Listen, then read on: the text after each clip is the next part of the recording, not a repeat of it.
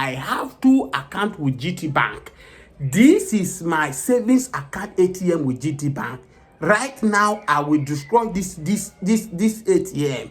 I am done with GT Bank. I don't have any business with GT Bank. This is my domiciliary account with GT Bank. I'm not playing. You can look at it. But as I speak to you now, I am done with GT Bank, because since GT Bank took it upon themselves, they use themselves as the Judah to betray VDM. Who is the voice of the voiceless in Nigeria? Who give Nigeria youth hope that they can still be a better Nigeria, despite the old takers have taken it upon themselves by destroying this country on their and now you don't read. Yes, GT Bank, they don't collect woto. As you can see, you will watch this video. GT Bank have officially released the footage of VDM, how he came to the bank and how he left the bank. But it is not new to the sky, because we saw the manipulation, we saw everything that transpired VDM at GT Bank. GT Bank cannot deny that a kidnapping Verydarkman in their bank. They are not involved in it. The video they released to the public domain cannot exonerate, cannot take them aside from this whole issue. So all we are saying that the ratters, anywhere you are, ratters is not only in Nigeria. You can see many dignitaries now. They are coming out to identify with VDM, because VDM is one person. That's why he have many enemies. He has fought a lot of battles. He has fought everybody. In that, VDM has affected positively, man, than what our government is doing to us. Without any fear of anybody, we will tell you that what VDM have put upon himself to do for Nigerians, Nigeria politicians have not do it. All what Nigeria politicians are doing is to loot Nigeria resources for their children and their unborn children. So why we are saying this thing, that we don't joke with VDM, make una tell them, say on Monday, if they don't release VDM, if anything happen VDM, they will have us to contend with. You will watch this video and you see this nonsense wey VDM see. On my own, I have taken it upon myself. Guys, I am not joking. When we say VDM, we don't joke with VDM. We are not playing. I have two accounts with GT Bank. This is my savings account ATM with GT Bank. Right now, I will destroy this ATM. I am done with GT Bank. I don't have any business with GT Bank. This is my domiciliary account with GT Bank. I'm not playing. You can look at it. But as I speak to you now, I am done with GT Bank, because since GT Bank took it upon themselves, they use themselves as the Judah to betray VDM. Who is the voice of the voiceless in Nigeria? Who give Nigeria youth hope that they can still be a better Nigeria, despite the old takers have taken it upon themselves by destroying this country on their own? Is it the same man they are going after?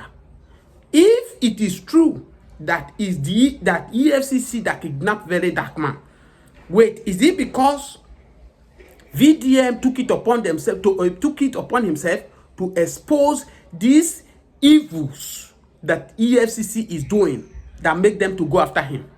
But let's give them a warning that if anything happened to VDM, what happened during 2020 of NSAS is going to be a child play. It's like the way it is now, the EFCC now, the next one now is end EFCC. Because to me, so far, I don't see the work where EFCC they do for Nigeria. As I they talk to you now, Nigeria governors, they steal billions. They steal billions. EFCC, no, they go after them. The last time they arrest Yaya Bello, they say, oh, Yaya Bello steal billions of naira. As I speak to you now, Yaya Bello is working free in Kogi State. The governor of Delta, Okowa, was allegedly say he stole trillions of naira to fund Atiku campaign elections. As I speak to you now, Okowa have the camp to APC, is now holding this broom. This broom they have used to wipe away the destiny of Nigeria. This broom they have used to wipe away the vacuum of Nigeria. Before this APC came with their broom to destroy this country, before 2015, Nigeria is one of the fastest economy in Africa. As I speak to you, many Africans in Ghana, Cameroon, Cotonou, the rest of them, they run to Nigeria to seek for greener pasture. We were flying like eagles in the economy before this APC, who brought this symbol of broom to destroy this country, to this country. Now, the people who have stole money, all those old takers who took it upon themselves to destroy this country, they are going scot-free. As I speak to you, they kidnapped VTM yesterday. It was not arrest because they mishandle him, they rough-handle him, they beat him, they cover him up. Up to this now, we don't know they are aware of VDM. So that is not arrest. It's kidnapping they did to VDM. As we speak now, the EFCC now have not come out. The major reason for making them to kidnap VDM. VDM did not steal any public fund. VDM did not steal any individual money. What is the offense of VDM? Nigerians want to know. What is the offense of VDM? We want to know. And that's why we are saying to Bola Ahmed Tinubu, call this your voice to others. We are passing through a lot. Let them know what's the case for us. What Nigeria passed through in 2020, Nigeria has not recovered from it. Most of the property that was destroyed, they have not recovered for it. Let this EFCC not cause what will worse than NSAS. Because if anything happened to VDM, Nigeria youth will not take it easy. Will not take it easy with them. It's the only voice that is not afraid of anybody. Now, if they feel that they have the power, whoever that is backing them, whether the president, whoever that want to bring them, the person we have Nigeria youth to contend with. We are not joking. We are not joking. So the EFCC should do the needful and release Verydarkman. There are so many problems in the country that the EFCC can do, but yet they are not doing it. As we speak now, go to Plateau, go to Benue. The Fulani headers are killing people in numbers. No security forces are there to do the needful. When almost 10 or 15 of them come to arrest VDM that is not with gun, where are they? Where these Fulani headsmen are killing people in Benue, are killing people in Plateau? Where are they? Please write that down, share this video. Share this video. They will have us to contend with. Anything happen to VDM. We are not joking. Please share this video. If today is your first time watching my video, coming across to my video, subscribe to this channel, hit on the notification bell, and drop your comment. One love. Good. You showed me when VDM was going out, Abi. Let's go back. Go back. Verydarkman went to the bank with himself, his mother, and CPAC. CPAC was finally taken with him to wherever they took him to. But let's go back. I don't want to talk about what happened inside the bank. I want you to bring what happened on your first floor inside the bank and show Nigerians. But for this video, let me show Nigerians the evil you are doing. Wait. Go to this video. You see this exit point? That is CPAC on that jalabia. CPAC is the one on the jalabia. This is the same jalabia I posted CPAC with after I saw him last night. You try to fight them and what happened? They just bundle outside the car, so I just see the video there. Now they read the crates. Watch. CPAC open door, VDM open door. Okay? VDM came out of the bank. Abi? Nigerians, more than can't tell me where is CPAC? Where's CPAC? Where is CPAC? Your security officer held CPAC inside the security door for more than 5 minutes. May wanna watch him now. Like 10 minutes. Like 10 minutes. CPAC was held inside the place for 10 minutes. If you go play what happened inside the bank, I will continue the story. CPAC is the one holding VDM's khaki. So you know say after what happened inside the bank when VDM invest for now, if you hold CPAC, you have held VDM. The topic for this video is how shameless and problematic Nigeria is at this point. I first of all know you would want me to mind my business and talk about my own country, Ghana. But listen, I don't really care about what you think. And if you haven't checked in my videos, I talk more about my country than any other on this platform. But at this point, it's not just silly and problematic how miserable Nigeria is, it's becoming for all of West Africa. And if you feel agitated already for my choice of words, wait and hear the rest of all I have to say. Let's get into it.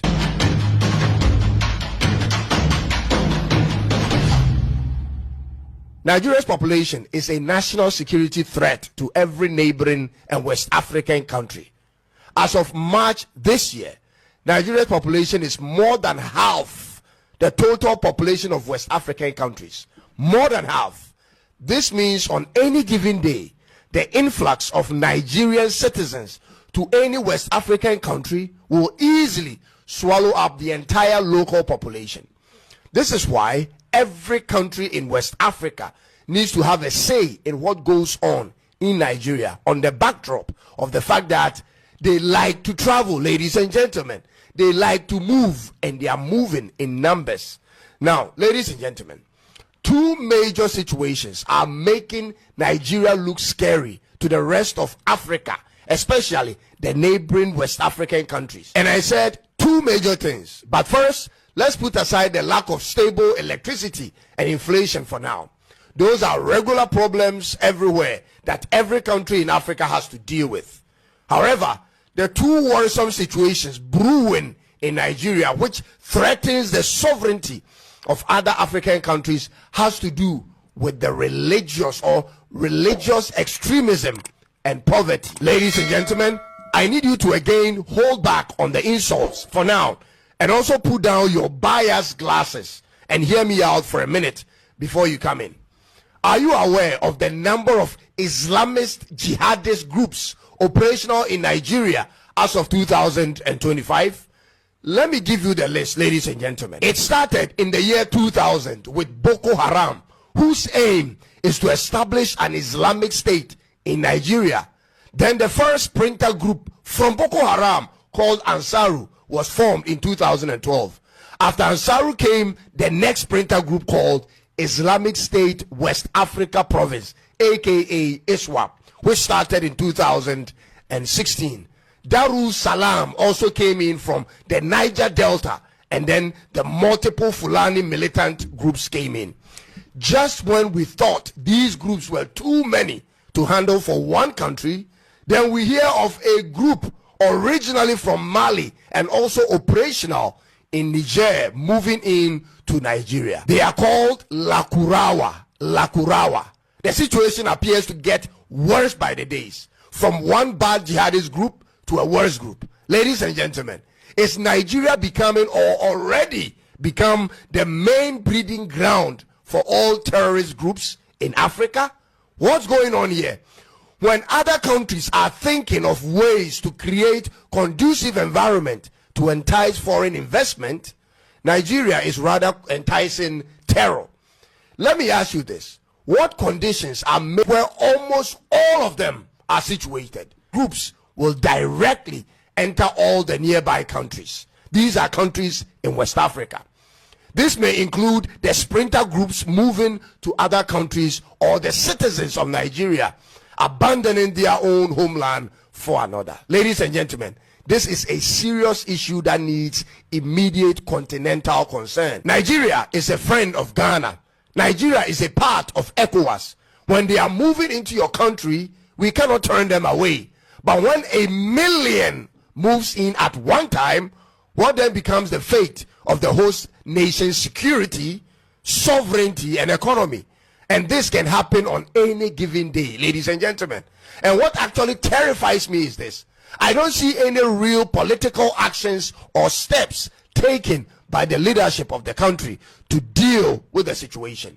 You don't hear of the presidency talk about strategies. You don't hear of governors talk plans, and senators the same. Where are the marches, ladies and gentlemen, and the demonstrations on the streets to force the hand of the government to face it head on? Where are they? It's like the fate of the people in this country is in individuals' hands. Those with the resources may hire armed officers for their personal security, and those who don't have to live carefully and away from certain hotspots. Ladies and gentlemen, is this the best Nigeria can do in their own country? Day in, day out, all we hear is kidnapping, robbery on buses and even on trains, village killings, and so on. Is this ever going to change in Nigeria in the nearest possible time? Nigeria currently ranks 10 on every type of crime list in the world. Talk about cybercrime, organized crime, financial crimes, and extremism, you will find them on the top 10 list of all of them. What type of society are you building? On the criminality index on ocindex.net, you are 6th out of 193 countries, 2nd out of African countries, and number 1 in West Africa. You are ranked 19th among the least peaceful countries in the world, and nothing shows it bothers you, especially they that hold power in the country. Omonaja, what's up? When you finally get the chance to vote for a president who may bring a difference to the country, you reject it. You vote the same type of leader continues. Why won't you try change? Why can't the people try what Ghana did? You come out in your numbers. You create your own coalition centers. You protect the ballot boxes at all costs and ensure a free and fair elections for once in your lifetime. Because if you as a regular Nigerian don't like what's going on in your home country, you have to do something about it, ladies and gentlemen. That cannot be done by anyone else but yourselves, unless it benefits you. What's the ultimate goal here?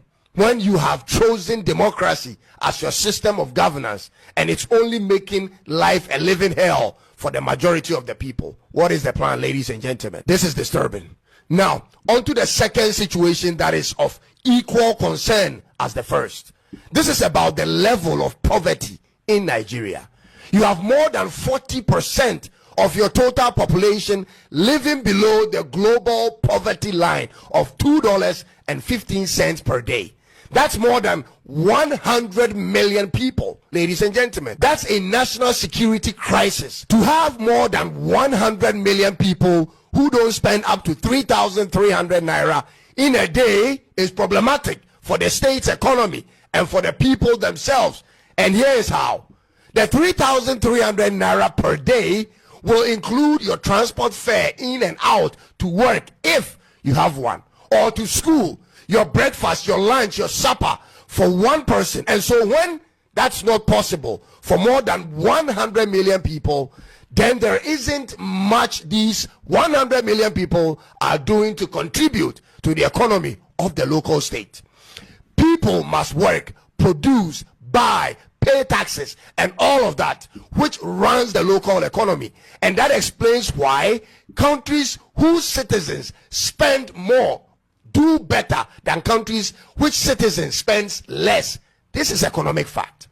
Economic activities thrives off of demand and supply, buying and selling. And so when purchasing power drops, supply power is affected. Ladies and gentlemen, in addition to that is the low rate at which Nigeria's economy is growing. With the kind of population you have and expected to have in the next 10 years, your economy cannot survive on a single-digit economic growth in a fiscal year. Currently in Nigeria, your country is growing on an average rate of 3.4%.